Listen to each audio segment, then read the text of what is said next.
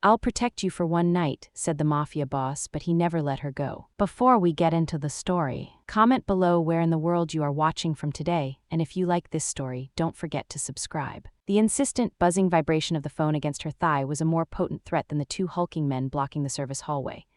Abby Hayes pressed herself back against the cool, stainless steel wall, the scent of discarded truffle oil and wilted parsley filling her nostrils, a sickening counterpoint to the refined aroma of champagne and perfume drifting from the ballroom. Each buzz was a punctuation mark in the message Silas had been sending all day, midnight, or the pretty little shop burns. Bakery, her life's work, built with her inheritance and years of 14-hour days, was about to go up in smoke because of Mark. Charming, feckless, parasitic Mark, who had used her good name and her business to secure a loan he never intended to repay before vanishing into the ether. Now the debt was hers, and Silas, the man who held the note, was not the kind of lender who negotiated payment plans.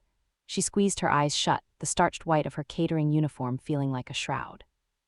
She had come here tonight with a wild, desperate hope of cornering the event's host, a philanthropist known for his generosity, to beg for a loan, an investment, anything, but she never got the chance. Silas's men had found her first.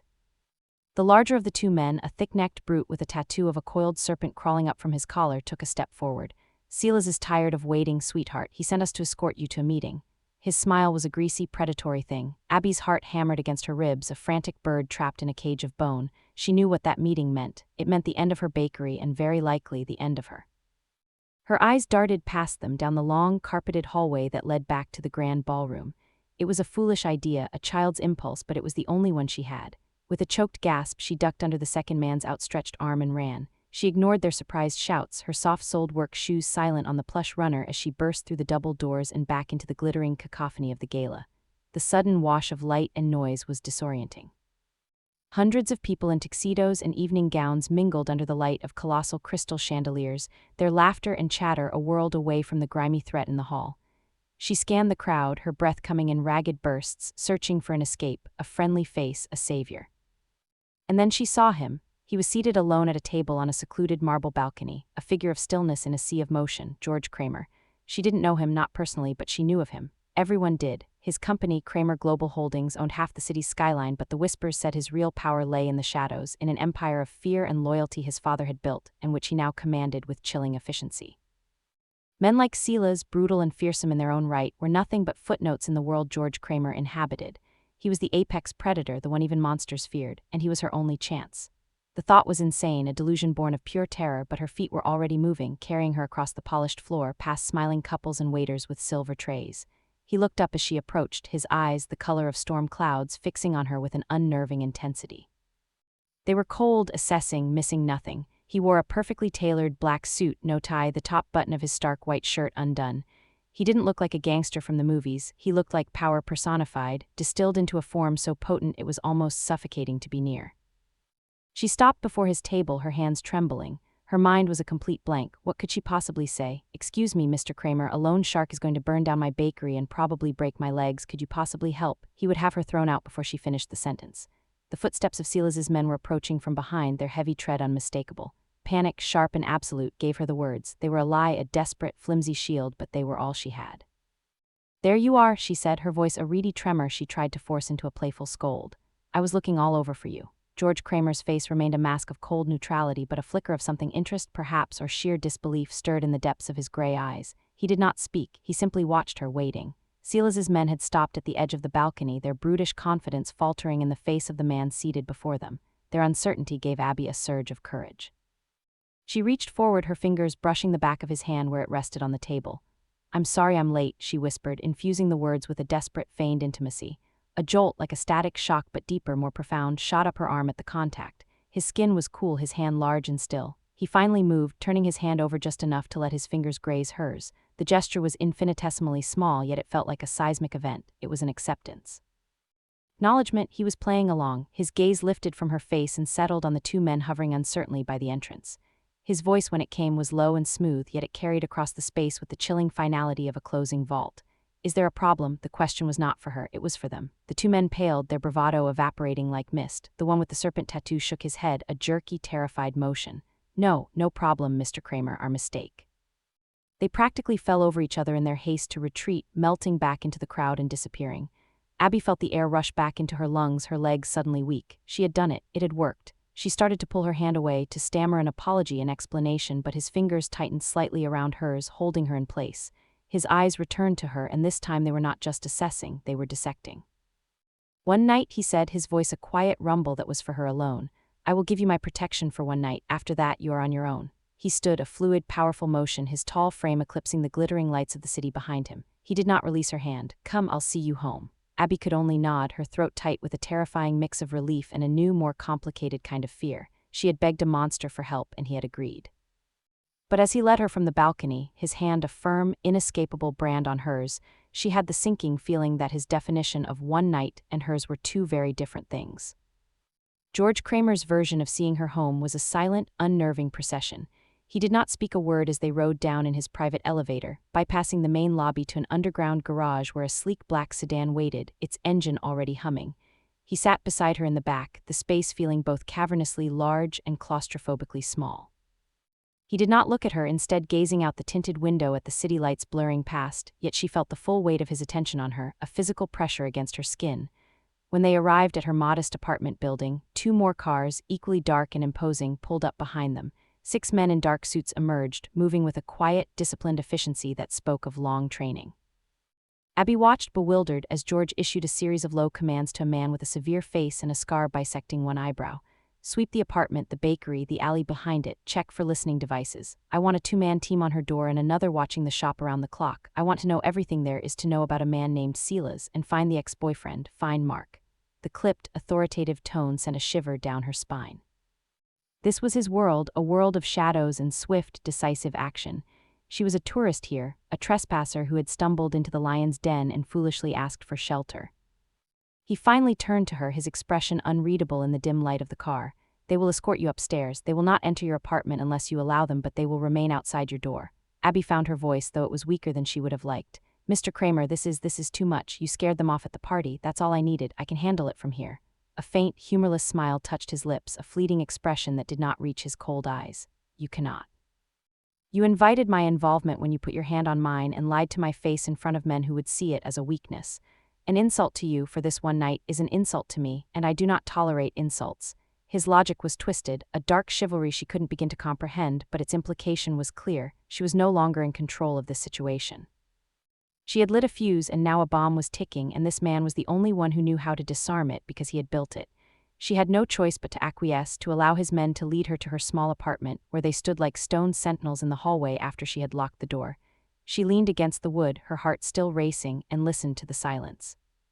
It was the first time in weeks she had felt truly safe in her own home, and the knowledge that her safety came at the pleasure of a man like George Kramer was the most terrifying thing of all. The following days unfolded in a surreal pattern. The guards were a constant, silent presence. They were outside her apartment in the morning and followed at a discreet distance when she walked the few blocks to her bakery, the Rolling Pin. His influence was immediately apparent. The small-time thugs who had been spray-painting threats on her windows were gone. Silas's incessant, menacing calls had stopped, but a new, more intimidating presence took their place: George Kramer himself. He would arrive in the late afternoon, his black car sliding to a silent stop at the curb. He would enter her small, flower-dusted sanctuary of sugar and butter, his expensive suit and aura of immense power a stark, incongruous sight against the pastel pink walls and whimsical pastry displays. Her few remaining loyal customers would stammer their orders and flee, intimidated by the man who sat at her smallest corner table as if it were a throne, nursing a single black coffee and watching her every move. She tried to protest, telling him his presence was costing her what little business she had left. He simply raised an eyebrow and replied, "Better to lose a customer than your life." He never raised his voice, but his words were steel, unbending, and absolute. She found herself caught in a strange rhythm with him, a push and pull of resistance and reluctant acceptance. She resented his intrusion, his high-handed way of taking over her life, and yet she was drawn to him. He was a puzzle, a man of stark, brutal contradictions. He could command death and destruction with a single nod, yet he would watch her pipe delicate buttercream roses onto a cupcake with a look of focused, almost reverent, attention. One afternoon, he gestured to the display case. "What is that?" he asked, his voice a low baritone. She followed his gaze to a tray of her signature creation, a salted caramel and dark chocolate tart with a hint of espresso. "It's a tart," she answered, wiping her hands on her apron. "Would you like to try one?" He gave a slight nod. Her hands trembled almost imperceptibly as she plated it for him, setting it down on his table with a fork. He picked up the fork, cut a small, precise piece, and brought it to his lips. He chewed slowly, his expression giving nothing away. An eternity seemed to pass before he swallowed. He looked at her, his gray eyes holding hers. "It's good," he said. The simple, unadorned praise landed in her chest like a warm stone. It was ridiculous how much his approval meant, how this small moment of connection felt more intimate than anything she had ever shared with Mark. She was beginning to crave these quiet moments, the silent communion over coffee and pastries, the charged space between them that hummed with unspoken things. It was a dangerous, seductive temptation, this feeling of being seen, of being protected by the most dangerous man she had ever met. She was falling into his world, a world of wealth and violence, and she was terrified that she was starting to like the view. The illusion of safety, fragile as a spun sugar bird, shattered on a Tuesday. Abby was locking up the bakery for the night, her two shadows waiting patiently by their car across the street when a figure stepped out of the adjacent alleyway. For a heart-stopping second, she thought Silas's men had returned, but the voice that called her name was painfully familiar. "Abby, baby, is that you?" It was Mark. He looked terrible, his usually preened hair greasy and matted, his expensive clothes rumpled and stained. There was a desperate, feral look in his eyes she had seen before, usually right before he did something selfish and destructive. He rushed towards her, grabbing her arm. "Abby, you have to help me. Silas is after me," he said. "He said you're with Kramer now. Is it true?" His grip was tight, bruising. The old fear, the cloying, helpless feeling he had always managed to inspire in her, rose up like bile. "Let go of me, Mark." He ignored her, his eyes wild. "You can get the money from him. It's nothing to a guy like that, just ask him. Tell him it's for you, he'll give it to you. You were always good at getting what you wanted." He tried to force a charming smile, the same one that had once fooled her, but now it just looked grotesque, a rictus of panic. "Please, Abby, for old time's sake." The past came rushing back, the lies, the stolen money, the gaslighting, the nights she had cried herself to sleep while he was out spending money she didn't have. All her hard work, her dreams, he had set them on fire to warm his hands for a minute. "No," she said, her voice shaking with a rage that surprised her.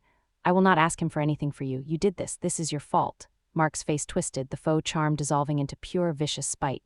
"You stupid little baker. You think you're better than me now that you're his whore. I'll tell him. I'll tell him how you lied, how you walked up to him and pretended you knew him. You think a man like George Kramer will keep you around when he finds out you used him." Before she could respond, a low, cold voice cut through the evening air. "She won't have to." George Kramer emerged from the back seat of his car, which had pulled up so silently neither of them had noticed. He moved with a predatory grace, his face a mask of placid fury. Mark froze, his hand dropping from Abby's arm as if it had been burned. George's two guards were there a second later, flanking Mark, their presence radiating menace. George stopped in front of them, his gaze fixed on Mark, completely dismissing him as a threat. He looked only at Abby, his eyes searching her face. "Are you all right?" he asked softly. She could only nod, wrapping her arms around herself. George's attention shifted to Mark, and the temperature seemed to drop by 20 degrees. "You put your hands on her," he stated, his voice devoid of any emotion. It was not a question, it was a verdict. "And you threatened her. 2 mistakes." Mark began to stammer, to plead, but George simply gave a short, sharp nod to his men. They each took one of Mark's arms and dragged him, kicking and begging, towards one of the other cars. Abby watched, horrified and yet relieved. A dark, ugly part of her was glad that Mark was finally facing a consequence he couldn't talk his way out of. The car door slammed shut and silence descended. George turned back to her. She was shaking, the adrenaline and fear finally crashing over her. He saw it, and for the first time he reached for her, not out of necessity or for show, but in what felt like a gesture of genuine concern. His hands rested on her upper arms, his touch surprisingly gentle, steadying. "He will not bother you again," he said, his voice a low promise. The finality in his tone was absolute. She didn't need to ask what it meant, she didn't want to know. He led her to his car and they drove away from the bakery, away from the scene of the confrontation. They didn't go to her apartment. Instead, he took her to his home, a sprawling penthouse that occupied the entire top floor of one of his downtown towers. The place was vast and minimalist, all glass and steel and black leather, with a view that stretched from the river to the sea. It was as beautiful, intimidating, and empty as the man himself. He poured her a brandy, his movements precise and economical. She took it with trembling hands, the fiery liquid doing little to warm the chill in her bones. He watched her for a long moment, then unbuttoned the cuffs of his shirt and rolled up his sleeves. On the inside of his left forearm, just below the elbow, was a deep, puckered scar, a jagged line of pale flesh against his tan skin. He saw her looking at it. "This was not from an enemy," he said quietly, his voice resonating in the cavernous room. "It was from a woman I trusted. Her name was Alina. I thought she cared for me, but she was selling information to my rivals. Little things at first, my schedule, the names of my associates. Then she gave them the location of a private meeting. They were waiting for us. My best friend Leo died that night. I took a bullet that was meant for him." He paused, his gaze distant, lost in a memory Abby couldn't imagine. "She did it for money, not even a lot of money. She traded my life and Leo's for the price of a new car." He looked back at her, his gray eyes raw with a pain he had clearly kept buried for years. I learned then that love is a weapon that can be used against you, that trust is a vulnerability. The only thing that has any real value, any real meaning, is loyalty. Tonight, when he threatened to tell me your secret, you didn't bargain, you didn't try to save yourself by offering me up to him. You were loyal. He took a step closer, his presence filling her entire world. That is something I understand, it is something I respect. In that moment, he was no longer just the terrifying mafia boss. He was a man who had been wounded, betrayed, just as she had been. His scars were deeper and more deadly than hers, but they came from the same place. A misplaced trust, a broken heart, a profound sense of shared vulnerability bloomed between them, a fragile, tender thing in the cold, hard fortress of his life. That night the unbreachable walls around George Kramer crumbled and he let her in. Their coming together was not a gentle affair, it was a collision of two lonely, wounded souls seeking solace in the storm. It was raw and desperate, a claiming and a surrender all at once. In the aftermath, lying tangled in the fine linen sheets of his enormous bed, with the city lights spread out like a blanket of fallen stars below them, a new reality began to dawn on Abby. The line she had been carefully treading between his world and hers had been erased. There was no going back. Her life was now inextricably linked with his, a fact he solidified the very next day. His lawyer, a man with the cold eyes of a shark, appeared at her bakery with a stack of documents. Within them was a cashier's check made out to Silas for the full exorbitant amount of Mark's debt, and another document, a promissory note signed by her under duress weeks ago, now stamped and signed over to a holding company owned by George Kramer. He had not freed her from her debt, he had simply become her sole creditor. It was in his mind the ultimate act of protection. He had removed the external threat and brought her completely under his control, where he believed he could keep her safe. To Abby, it felt like the bars of a beautiful, gilded cage locking into place. Her independence, the one thing she had fought so fiercely to maintain, was an illusion. The bakery was hers in name only. He paid its suppliers, he covered its payroll, he owned its debt, he owned her. She tried to fight it, to argue with him in the quiet, tense evenings at his penthouse. "This isn't protection, George, it's ownership," she told him, her voice tight with frustration. He would look at her with that infuriatingly calm expression, his logic as cold and unyielding as the marble floors beneath her feet. "They are one and the same, Abigail. To protect something, you must possess it. You are mine to protect." His possessiveness was suffocating, yet it was intertwined with a fierce tenderness that left her breathless. He would listen for hours as she talked about new recipe ideas, his focus absolute. He had the kitchen in his penthouse completely remodeled to her exact specifications, installing ovens and mixers that cost more than her entire apartment. He loved her, she knew he did in his own dark, controlling way, and God help her, she was falling in love with him too. She loved the quiet strength in his hands, the rare, genuine smile that appeared only when they were alone, the way he would sometimes just watch her, as if she were the only thing in his vast, complicated world that made any sense. The price of this love, however, became terrifyingly clear. His rivals, the Costello family, were not fools. They had been watching his movements, and his sudden, uncharacteristic preoccupation with a humble pastry chef had not gone unnoticed. They saw Abby not as a partner, but as a weakness, a vulnerability, a lever they could use against the untouchable George Kramer. The threat started subtly, a dead bird left on the bakery's doorstep. A whispered warning from one of George's men about a Costello soldier seen watching her apartment. Then one evening, as she was being driven home, a black van swerved in front of their car, boxing them in. George's driver reacted instantly, throwing the car into a screeching reverse J-turn, the tires smoking as he accelerated away. The entire event lasted less than 30 seconds, but it left Abby trembling and pale. They had tried to take her. George was incandescent with a rage so cold and quiet it was more terrifying than any shouting could ever be. He stood before the floor-to-ceiling windows of his penthouse, his back to her, his hands clenched into fists at his sides. The city lights reflected in the glass, but he saw nothing. "This ends now," he said, his voice a low growl. He turned to face her, his gray eyes burning with a chilling intensity. He walked to her, cupping her face in his hands, his touch a mixture of desperate tenderness and raw possession. "I made a promise to myself a long time ago that I would never allow anyone to have this kind of power over me again, that I would never have a weakness. But you are my weakness, Abigail, and I will burn the city to the ground before I let them touch you." He pulled her against him, his arms a steel cage of protection.